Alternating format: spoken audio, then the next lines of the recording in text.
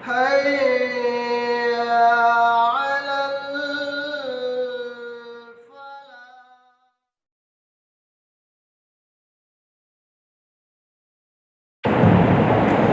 الحمد لله نحمده ونستعينه ونستغفره ونعوذ بالله من شرور أنفسنا ومن سيئات أعمالنا.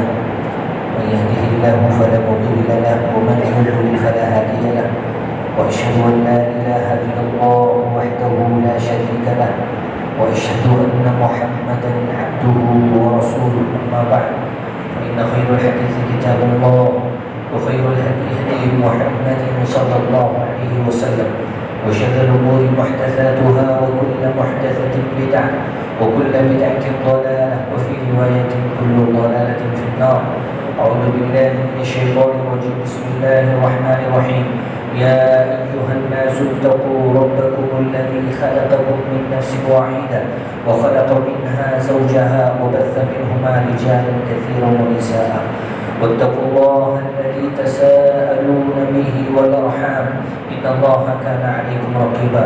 يا أيها الذين آمنوا اتقوا الله حق تقاته ولا تموتن إلا وأنتم مسلمون. يا أيها الذين آمنوا قولوا قولا سديدا يصلح لكم أعمالكم ويغفر لكم ذنوبكم، ومن يطع الله ورسوله فقد فاز فوزا عظيما. وقال النبي صلى الله عليه وسلم: النكاح من سنتي فمن رغب عن سنتي فليس مني. وقال النبي صلى الله عليه وسلم: يا معشر الشباب من استطاع منكم الباءة فليتزوج فإنه أغض للبصر وأحصن للفرج، ومن لم يستطع فعليه بالصوم فإنه له وجاء. وقال النبي صلى الله عليه وسلم: الدنيا كلها متاع، وخير متاع الدنيا المرأة الصالحة. وقال النبي صلى الله عليه وسلم: تزوجوا الولود الودود فإني مكاثر بكم الأمم. محترم حاضرین مجلس، یہ عقد کی مجلس ہے، نکاح کی مجلس ہے. الحمدللہ بھی ایجاب و قبول انشاءاللہ ہوگا. اس سے پہلے چند باتیں میں آپ کے سامنے گوش گزار کرنا چاہتا ہوں مختصراً. اللہ کے نبی صلی اللہ علیہ وسلم نے احادیث مبارکہ کے اندر یہ ہمارے اسلام کی خوبصورتی ہے کہ ہمیں ہر شعبے میں ہر قدم پر ہماری رہنمائی کی گئی ہے تاکہ ہم نہ بھٹکیں اور سیدھی راہ پر ہم چلتے رہیں. شادی کا معاملہ، عقد کا معاملہ، اس تعلق سے بھی اللہ کے نبی صلی اللہ علیہ وسلم کے پیارے ارشادات موجود ہیں. آپ صلی اللہ علیہ وسلم نے بڑے بہترین اور عمدہ کلمات بیان کیے ہیں. اگر اس کے اوپر ہمارا عمل ہو اپنی ازدواجی زندگی کے اندر تو یقین مانیے کہ میاں بیوی کا گھر، ان کی زندگی جنت بن جائے گی. خوشحالی اور اسی طریقے سے آدمی جو اللہ تعالیٰ نے وعدہ کیا ہے لوگوں سے، مودت کا، الفت کا، رحمت کا، محبت کا، وہ چیز وہ دیکھنے کو ملے گی. اللہ کے نبی صلی اللہ علیہ وسلم ارشاد فرماتے ہیں، سب سے پہلی بات، بنیادی بات، عورتوں کا معاملہ ہو یا مردوں کا معاملہ ہو، بچیوں کا معاملہ ہو یا بچوں کا معاملہ ہو، اللہ کے نبی صلی اللہ علیہ وسلم نے جوڑوں کے انتخاب میں سب سے بنیادی باتیں بیان فرمائی کہ دینداری کو ترجیح دیں. بچوں کے تعلق سے فرمایا کہ اگر دیندار لڑکے کا پیغام آئے اور بااخلاق بچہ شادی کرے. بچی کے تعلق سے اللہ کے نبی صلی اللہ علیہ وسلم فرمایا کہ معاشرے میں لوگ دیکھتے ہیں، خوبصورتی کو دیکھتے ہیں، مالداری کو دیکھتے ہیں، خاندان کو دیکھتے ہیں. تم دیندار عورت سے شادی کر کے کامیابی حاصل کرو. تو اللہ کے نبی صلی اللہ علیہ وسلم نے سب سے پہلے انتخاب کے وقت ہی یہ چیز بیان فرما دی کہ دینداری کو ترجیح دیں، اور اس کے پیچھے یعنی جو مقاصد ہیں اسلام کے وہ بڑے اہم مقاصد ہیں. انشاءاللہ کبھی موقع ملا تو آپ کے ساتھ بیان کیا جائے گا. تو سب سے پہلی بات یہ ہے کہ دینداری کو ترجیح دیں. دوسری بات یہ ہے کہ اللہ تعالیٰ نے قرآن مجید کے اندر فرمایا کہ مرد یہ اپنے گھر کے سردار ہوتے ہیں. ان کی ماتحتی میں عورتوں کو چلنا چاہیے. یہ اسلام کا قانون ہے، اسلام کا حکم ہے. اللہ تعالیٰ نے فرمایا الرجال قوامون علی النساء بما فضل اللہ. اللہ تعالیٰ نے مردوں کو عورتوں کے اوپر فضیلت دی ہے اس لیے کہ وہ خرچ کرتے ہیں، قوام بنایا ہے، وہ خرچ کرتے ہیں اور پھر اللہ تعالیٰ نے ان کو بنایا ہی اس طریقے سے. تو ان کی ماتحتی میں عورتوں کو زندگی گزارنی چاہیے. اور یہ حکم بھی فرما دیا کہ ماتحتی میں زندگی، اطاعت میں زندگی تو گزارنا ہے، لیکن وہ چیزیں، وہ باتیں جس میں خالق کی نافرمانی ہوتی ہو وہاں پہ بھی بات نہیں ماننا ہے، چاہے وہ شوہر کیوں نہ ہو. لا طاعت المخلوق فی معصیت الخالق. اللہ رب العزت، اللہ کے نبی صلی اللہ علیہ وسلم فرماتے ہیں کہ مخلوق کی اطاعت میں اگر خالق کی یعنی اللہ کی نافرمانی لازم آ رہی ہے تو پھر وہاں پہ نہیں ماننا ہے. تو یہ حکم باقاعدہ اللہ کے نبی صلی اللہ علیہ وسلم نے یہاں پہ فرمایا بیویوں سے خطاب کرتے ہوئے کہ اگر کوئی عورت اپنے شوہر کی اطاعت کرتی ہے، پنج وقتہ نمازی ہے اور رمضان کے روزے رکھتی ہے، پڑوسیوں کو تکلیف نہیں دیتی، تو یہ اس کی اتنی عمدہ خوبیاں ہیں کہ کل قیامت کے دن ایسی عورت سے کہا جائے گا کہ تو جنت کے جس دروازے سے داخل ہونا چاہے داخل ہو جا. اور یہ اعزاز آپ جانتے ہیں کس کو ملتا ہے، کس کو ملا ہے؟ ہمارے پہلے خلیفہ ابو بکر صدیق رضی اللہ عنہ کو ملا ہے. مردوں میں یہ جو اعزاز اللہ کے نبی صلی اللہ علیہ وسلم نے ایسی عورت جس کے اندر یہ صفات پائی جاتی ہے اس کو سنایا کہ قیامت کے دن اس سے کہا جائے گا کہ تو جنت کے جس دروازے سے داخل ہونا چاہے داخل ہو سکتی ہے.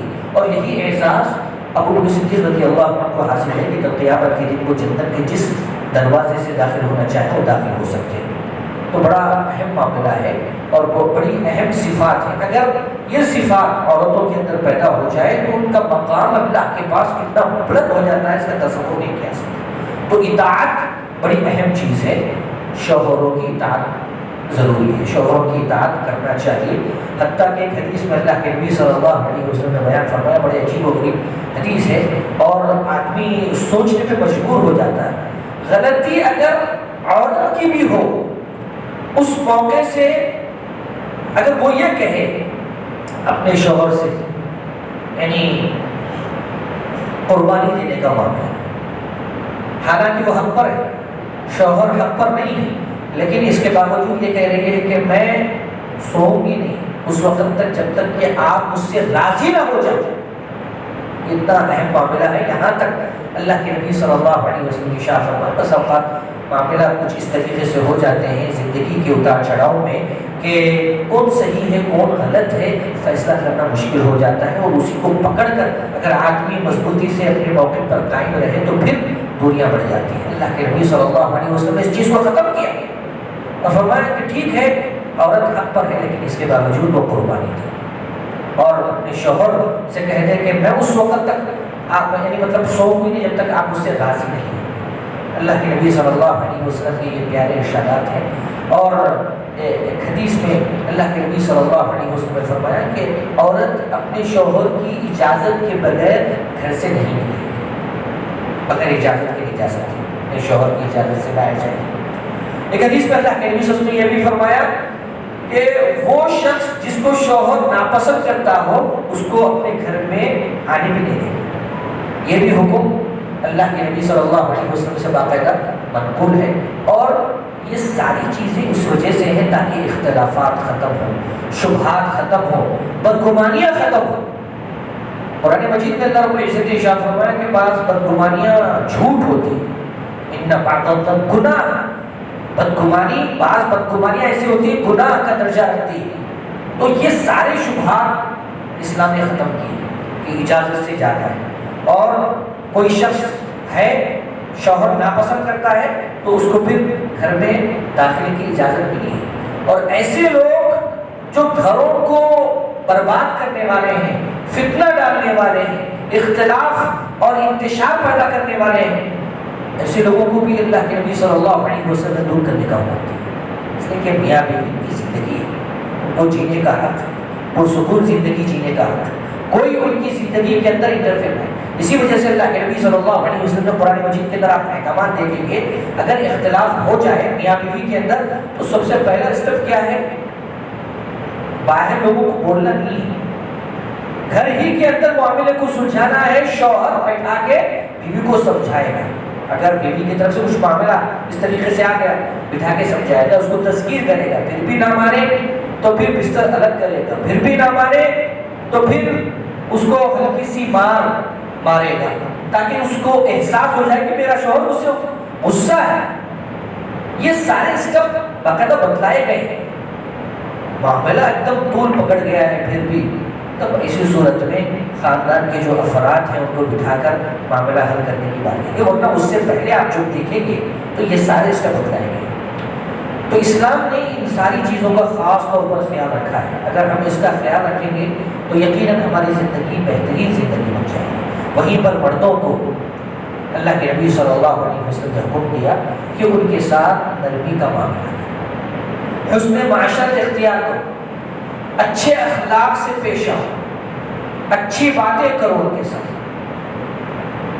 ایک حدیث میں اللہ کے نبی صلی اللہ علیہ وسلم فرماتے ہیں کہ دیکھو عورتیں یہ ٹیڑھی پسلی سے پیدا کی گئی. اگر تم اس کو سیدھا کرنا چاہو گے تو پسلی کبھی سیدھا ہوگی؟ کبھی نہیں ہوگی. اور اگر تم کھینچ تان کے اس کو سیدھا کرنے کی کوشش بھی کرو گے تو وہ ٹوٹ جائے گا. اور اس کا ٹوٹنا کیا ہے؟ طلاق.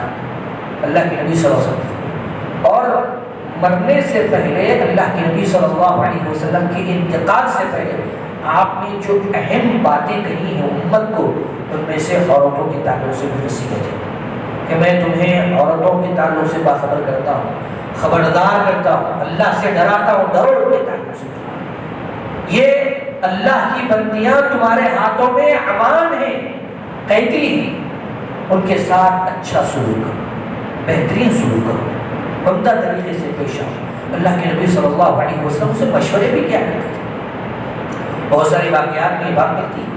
اللہ کے نبی صلی اللہ علیہ وسلم نے اپنی بیویوں سے مشورے بھی کیے. مشورہ کیجیے، ان کی رائے پوچھیے.